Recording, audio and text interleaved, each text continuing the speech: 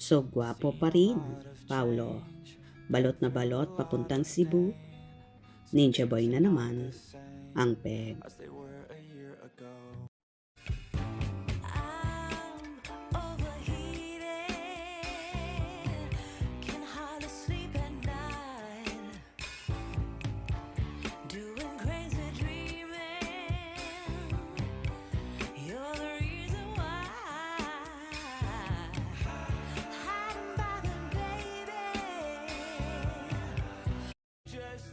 Kasalukuyan nga ang nasa Cebu City si Paolo Abilino para sa Sinulog Festival kung saan may float at parada ang Wiltec Philippines sa nasabing lugar.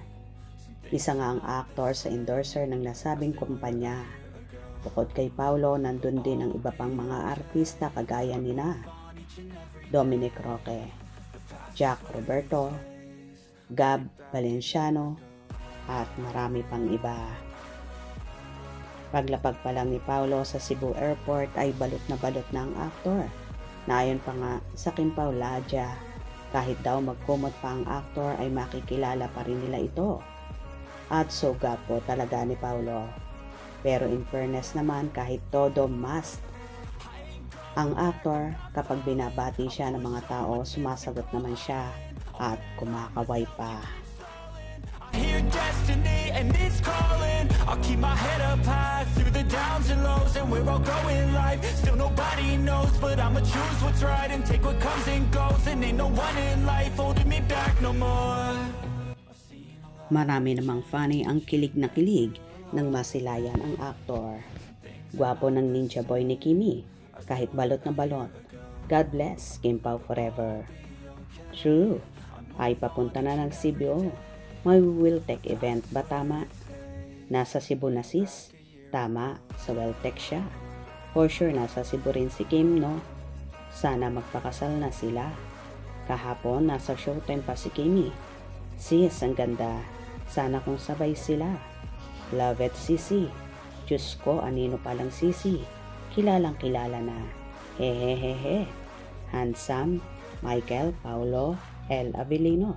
Ingat, happy Pao. I love Kim Pao for life. Ingat, Pao. Drama ni Paulo. Balot na balot. Artista po kasi siya, kaya magaling siya sa drama. Best actor na nga yan. Siya eh. Kaya nga balot na balot. Kasi ayaw ng drama. Gusto, low-key lang. Doesn't make sense. May masabi lang talaga. Basher na paghahalata. Balot na balot lang. Asar na agad kayo. Anong problema kung balot na balot si Paulo? Naapakan ka ba? Hehehehe. Bitter ng life mo. Di ko alam kung tanchi ka lang o basher ka lang. Ganyan na po siya matagal na. Ayaw niyang magbigay attention sa mga tao.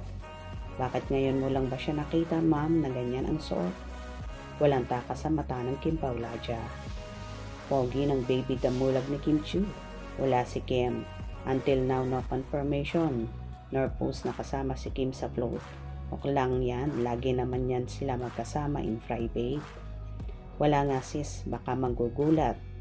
Wala talaga sis, nag-asa ko kahapon sa mismong Cebu page na naka-indicate sa float. Sabi niya try ko daw sa Julie's page if confirm yon.